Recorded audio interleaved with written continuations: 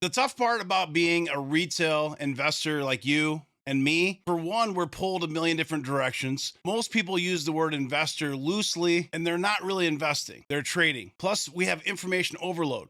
So we have just too much information.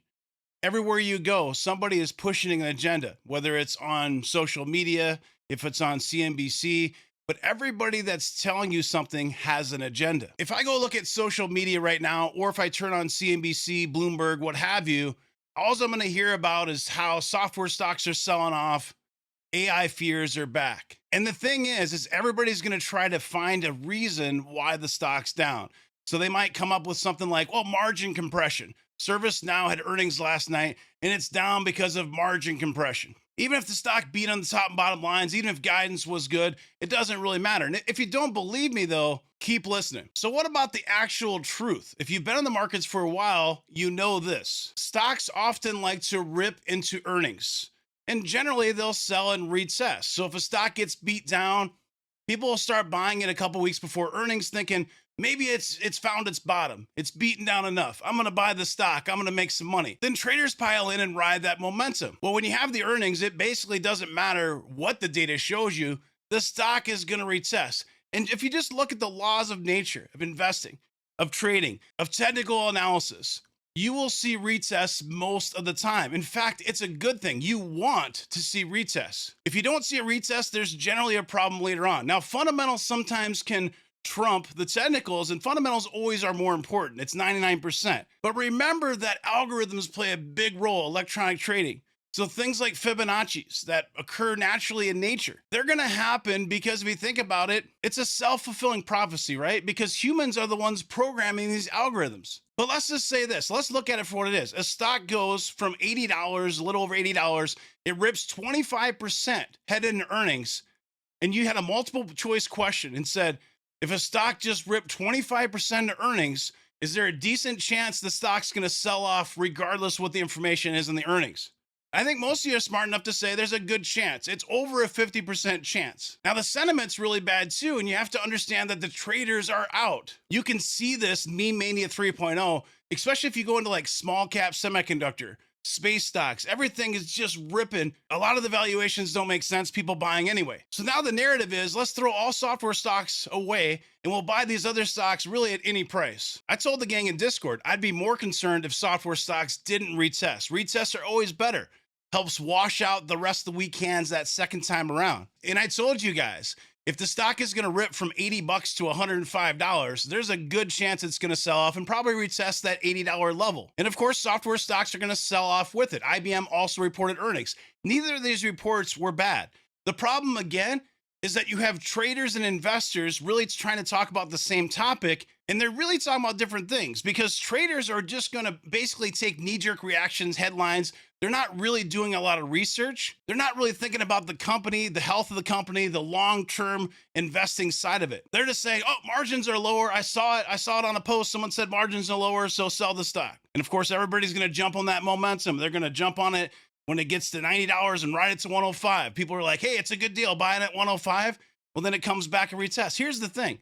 The stock, ServiceNow, is worth 125 to 130 bucks. So if I buy the stock at 100 bucks, it's still not a bad price. If I buy it at $85, it's an even better price. Could it go lower? Sure. Maybe it ends up in the 70s. And I even told you guys, I wouldn't be surprised to see it around $75 where it gets a true bottom. But in reality, ServiceNow's earnings were quite good. So some important notes from that earnings call for ServiceNow.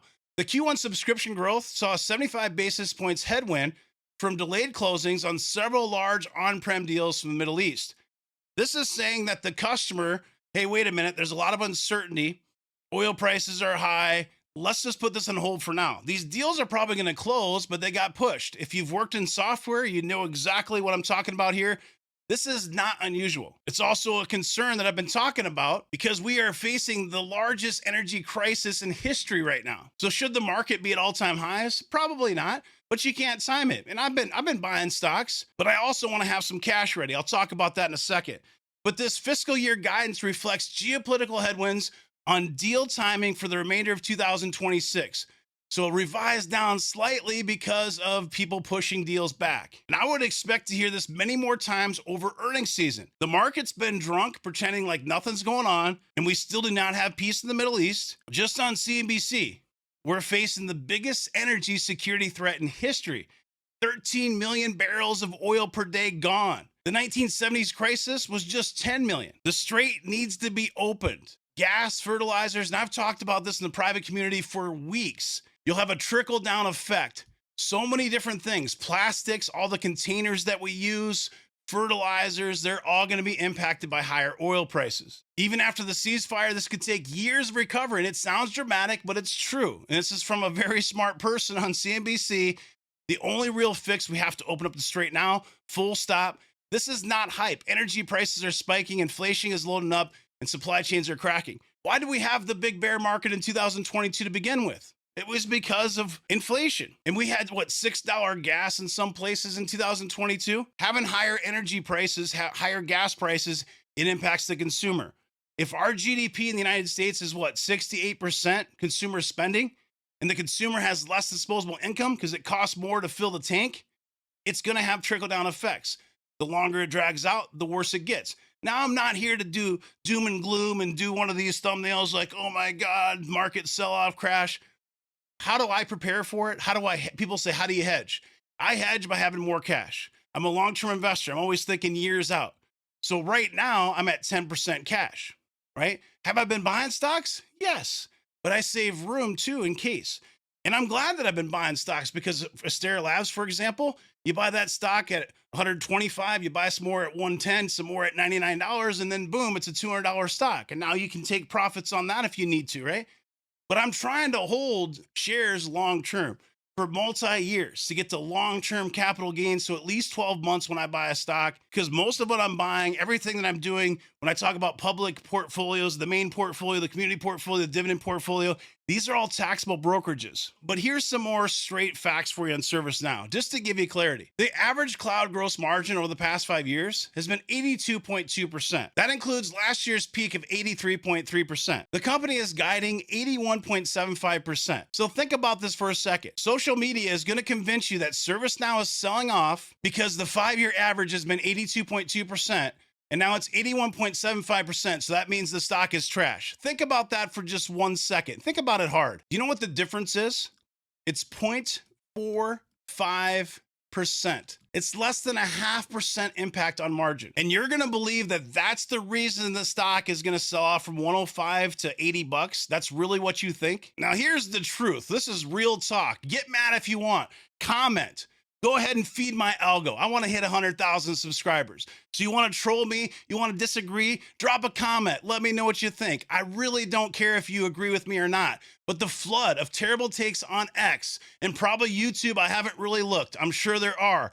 It's the clearest sign yet of how inexperienced most people actually are on social media sites like X. Software stocks already ripped hard into earnings. A retest was coming no matter what the numbers showed. This is the truth. And if you couldn't see that, well, you probably haven't been doing this very long, or you have your own agenda, like you're shorting the stock and you're trying to scare everybody else and shake the tree. ServiceNow stock ripped 25% earnings over 2 weeks prior, and then gave most of it back after the report. This is a classic sell the news after a rapid rebound, lots of trading, extremely predictable. So you'll look at this at first glance and say, oh my God, ServiceNow is trash. It's down 16.55%. Except 2 weeks ago, it was $81.24. It's actually still $4 or $5 higher than what the 52-week low was that we just had. So I think it's important to understand the context, the full picture. Yeah, the stock is down 16%, but it also ripped 25% before that happened. And it didn't matter what the earnings said. No matter what the earnings said, the stock was going to come down. And if you don't believe me, look at NVIDIA. NVIDIA last report had one of the best earnings reports imaginable. Crushed it, top and bottom lines, on guidance, crushed on every single metric, yet the stock still went down. If the market already decides what's going to happen with the stock or with a sector, there's going to be little you can do in the short term to fight that. The problem again is you're trying to fight traders and you're not a trader. You're an investor. And so they're going to tell you how all software stocks are trashing in IGV. You have to be selective. You have to understand which stocks benefit. Cybersecurity stocks shouldn't be selling off, especially because ServiceNow's earnings report wasn't that bad. Now, part of that confusion on top of it is you've got inline, if you go to Seeking Alpha, saying that the non-GAAP EPS was inline, but the revenue was a beat. Yet I've seen other sites showing the EPS was actually a beat by 1 cent and that the revenue was a beat. So it was a beat on top and bottom lines. And that something like that will impact the momentum after earnings. What I did tell you, though, before earnings is that ServiceNow would go up or down at least 10%, and that more than likely it was going to go down and retest. And actually, that's what I wanted to happen. So I'm glad that these software stocks are selling off. I want them to go retest. I want to shake the tree out. If you bought the stock, you weren't buying it for 2 weeks, right? You were buying it for 2 years. So relax. The story's still intact. The earnings were good. Go listen to the earnings report. That's going to help with your conviction. You can't borrow that conviction from me. If you listen to that earnings report, I can assure you, you'll come out of that 45-minute session feeling a lot better about your investment. We're still not at 100,000 subscribers. Subscribe to the channel. Tell your friends. Let's get 100K.